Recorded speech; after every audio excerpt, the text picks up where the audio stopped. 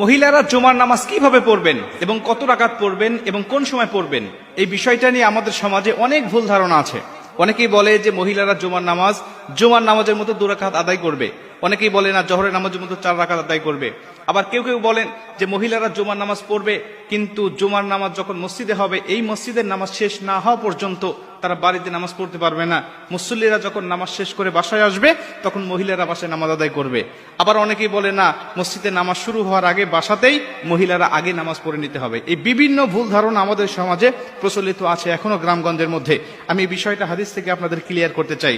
সুনানে আবু দাউদ শরীফে বর্ণনায় আল্লাহ রাসূল সাল্লাল্লাহু আলাইহি ওয়াসাল্লাম বলেন, প্রত্যেকটা মুমিনের জন্য অবধারিত করে দেওয়া হয়েছে, তারা রাসূল সাল্লাল্লাহু আলাইহি ওয়াসাল্লাম বলছেন প্রত্যেকটা মুমিনের জন্য আবশ্যিক করে দেওয়া হয়েছে তারা মসজিদে গিয়ে ইমামের পিছনে জামাতের সাথে তারা জুমার নামাজ আদায় করবে।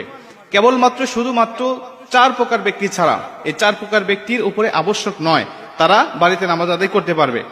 এদের মধ্যে প্রথম নম্বর হলো কৃত দাস দাসী, যারা অন্যের অধীনে ছিল, যারা মালিকের অধীনে ছিল। অনেক মালিক ছিলেন, অনেক মুনিব ছিলেন যারা বিধর্মী। কৃত দাস দাসীদেরকে ছুটি দিত না নামাজ পড়ার জন্য, ধর্ম পালনের জন্য। আল্লাহ পাক তাদের উপরে আবশ্যক করেন নেই, তারা বাসায় নামাজ আদায় করলে হয়ে যাবে। 2 নম্বর হলো যারা নারী, এদেরকে বাসায় নামাজ পড়ার জন্য আল্লাহ রাসূল সাল্লাল্লাহু আলাইহি ওয়াসাল্লাম জুমার নামাজ পড়ার জন্য বলেছেন। 3 নম্বরে আল্লাহ রাসূল সাল্লাল্লাহু আলাইহি ওয়াসাল্লাম বলেন, যারা শিশু, ছোট্ট বাচ্চা, যাদের উপরে শরীয়তের হুকুম এখনো কায়েম হয়নি, তারাও বাড়িতে নামাজ আদায় করবে। 4 নম্বরে আল্লাহ রাসূল সাল্লাল্লাহু আলাইহি ওয়াসাল্লাম বলেন, যারা অসুস্থ ব্যক্তি এরাও মসজিদে যাবে না, তারা ইচ্ছা করলে বাড়িতে নামাজ আদায় করতে পারবে। বাড়িতে জুমার নামাজ আদায় করলে নামাজ হয়ে যাবে। তাহলে এই 4টি প্রকার মানুষের মধ্য থেকে আমরা জানতে পারলাম যে রাসূল সাল্লাল্লাহু আলাইহি ওয়াসাল্লাম বলেন যে যদি নারী বাসায় নামাজ আদায় করে তাদের জুমার নামাজ হয়ে যাবে। তবে এই বাসায় তারা নামাজটা কিভাবে আদায় করবে? যেহেতু একাকী নামাজ আদায় করতে হবে, অবশ্যই একাকী নামাজ যখন পড়বে সে জুমার নামাজ আদায় করবে না। সে 2 রাকাত নামাজ পড়লে নামাজ হবে না, তাকে 4 রাকাত জোহরের মতো করেই নামাজটা আদায় করতে হবে। আমাদের সমাজে হাজারো মহিলারা আজও এই ভুলটা করে যাচ্ছে, তারা শুধুমাত্র 2 রাকাত নামাজ আদায় করছে। আর এটা সজ্ঞানের শেষ ছায় যদি তারা এইভাবে করে আসে, অতীতে অনেকবার করেছে, এজন্য আল্লাহ পাকের কাছে ক্ষমা চাইতে হবে এবং এই নামাজগুলোকে কাজা আদায় করে দিতে হবে।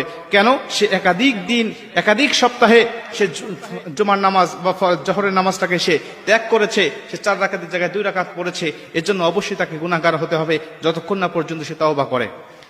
এর সাথে সাথে যেহেতু অসুস্থ মানুষও বাসায় নামাজ আদায় করবে, অতএব অসুস্থ মানুষগুলো জুমার নামাজ তো আদায় করতে পারবে না। 2 রাকাত নামাজ আদায় করলে তাদের হবে না, অবশ্যই 4 রাকাত করে নামাজ আদায় করতে হবে।